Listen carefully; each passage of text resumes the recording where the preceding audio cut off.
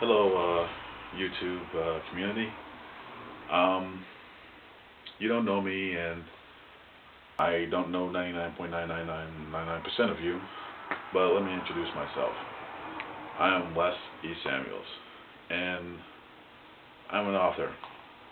I'm a relatively unknown author. In fact, I only had one book that came out, and that was within the past 6 months, called Amy's Dreams, which, since I'm an unknown author, nobody really bought. But I am doing this because I need your support. I need your support with the second work what I just finished. It's called the Bus Roadeo, and you're probably thinking, well, why don't you go back to self-publishing again? Well, I tell you that I barely sold a book. And and it's sort of like, why don't you get an agent? Well, I've sent letters out to agents and emails to agents, to prospective agents, and so forth. Same thing, nothing. So I'm asking you for your support, and over the next couple of days, as I read certain parts of the book, if you enjoy it, you like it, just hit like, and the more likes I get, the more that I know I'm being supported. And I'm not asking you for money, because that money would come in book sales, hopefully, if it gets published. And if you're a publisher out there that's looking for a new author, then hey, I'm one of them. But let's just talk about the Bus Roadeo, an intro. Bus Roadeo is a romantic comedy between a young man named Dexter Engel and a young lady named Janine Castor. Janine Castor she was planning on getting married, and she was about seconds from walking down the aisle, marrying her longtime fiance Marcus.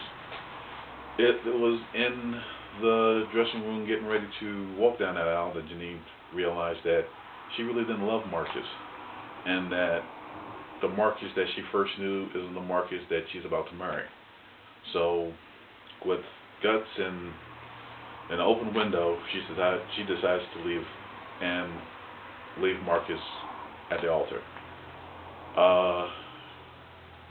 Janine was looking for, that love that, mostly every woman wants. A love that'll treat her like a princess, treat her like she's the most important thing in that man's world. Well, little did she know she would find that a couple of days later in Dexter Engel. Dexter Engel was looking for a woman who she can treat like a princess, and one that he can spend the rest of his life with. Little did he know that he would find that someone in Janine Castor. As Janine Castor was about to start her new bus run as a bus driver, working for Capital City Transit for a couple of years, and Dexter Engel was a regular rider of Capital Transit, his particular route that he takes downtown to the City Museum, where he's a museum store manager. So that fateful Monday when their eyes met, they instantly became connected to each other. Now, it took a while for Dexter to get Janine to go on a date with her, but nevertheless, she came around, and once they started dating, they started to get closer. And just as Dexter thought they were getting closer, then Janine starts to get reminders of her ex Marcus, either in her dreams or in person as she sees Marcus in a restaurant with his new girlfriend, or even in Dexter's own face. And the fact that she keeps being reminded of herself of Marcus is preventing her from getting real close to Dexter. And Dexter's starting to wonder if Janine is the woman for him, and Marcus is the reason why he's thinking that. Though he's shown her the utmost of respect, treated her like a princess, and treated her with love, it's sort of like Marcus is basically breaking them up, even though Janine left her at the altar. So whether or not they really truly get together and become a couple, that's something that you would have to find out if I get your support. And let's talk about some of the other characters. Start with Lawrence. Lawrence is one of the other normal characters in the book. He's a friend of Dexter's. Been a long friend of Dexter's, and he too is looking for that special someone to call his own. And like Dexter, he's had problems. And unlike Dexter, he went out with a co-worker. And though the co-worker and him didn't work out, she told him to. They decided to be friends, and she told him to, friend him on Facebook, which he did, and she didn't immediately approve his request. And actually, it took a while to do that. And if the book gets published, you'll find out how long it actually takes. And I put that in there because it's actually a story that is sort of like hits home. It's sort of like something that happens to me, and I kind of figure out that this person didn't really want me as a friend, but they perpetrated like they did. But enough of that. Let's talk about some of the more interesting characters of the book. Let's start off with Fred, the county bus driver. Now, this dude drives a bus that looks more like a FedEx truck with windows than an actual bus. So he gets no riders.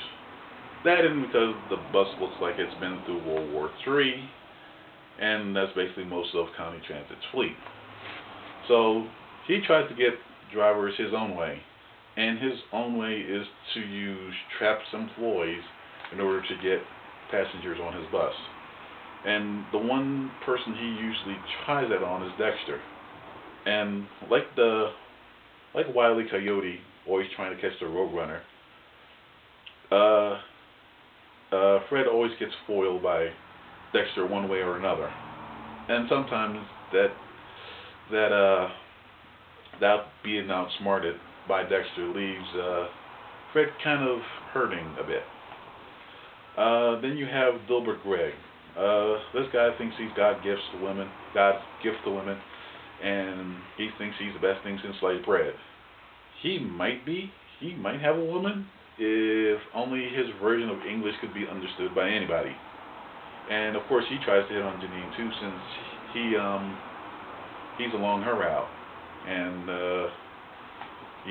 she turns him down with the quickness because number one, she can't understand what he's saying, and number two, she doesn't understand what he's saying. And now you go further down the route on Janine's route to William and Philliam Bader. Of course, they're brothers. William is what you would consider a Ram Man, in that, yeah, he's a transit fan, but unlike most transit fans that are interested in who makes a bus, what engine, transmission combo a bus has, or the fleet number of a bus, or even the destination sign, this character is more concerned about the windshield wipers of a bus, the marker lights of a bus, which is the lights that you see on top of the bus, that goes around the front and the back, that indicates, that it's a higher vehicle, and trucks have it too, that, it's a taller vehicle. He's interested more in that than what a normal bus fan, focuses on. And basically that's with any hobby. With any hobby, you have those quirks that just wonder, do they really participate in that hobby, or they're just weird. Anyway, you have Philliam, who let's just say he had a girlfriend. He doesn't have a girlfriend anymore. He loves something else with a hole, but it's neither human or animal. And if you heard the title of the book, you know what it is. And let's just say that he got caught doing that. So then you have Joe Carlson. He is the 10-time Capital City Transit Bus Rodeo champion, going for his 11th, and winning it. And each year that he has won this particular contest, he's gotten more arrogant and more full of himself. And in fact, that he actually has a a space on his mantle for trophy number 11, which also happens to be another subplot of the book that Janine is also trying to win her first bus rodeo, and with her father being a past rodeo winner, she thinks she has the stuff to do it, and she wants to defeat Joe. Joe's an interesting figure, to say the least. And along with Joe, you have Mark Cabell, who's his best friend, who is his main fan, his groupie, his propaganda creator. You know where I'm getting at with this dude. So you have all those characters plus some others, and that's what makes up the Bus Rodeo. And I know this is an odd way to do it. It's a strange way of doing it, and if I get the support from the YouTube community that I would hope to get through, not through this, but through reading parts of the book, I would appreciate it. And tell your friends, tell your neighbors, tell your dogs, cats, rabbits, and other things, to support me, because I am an unknown author, and I'm trying to get out, get known. And if you want to buy Amy's Dreams, it's available practically on almost every online book site, even Amazon.com. But as I read the excerpts of the Bus Rodeo, some funny, some romantic, you'll see it, you'll find out if this is a book that you want to get published, and I would appreciate your support.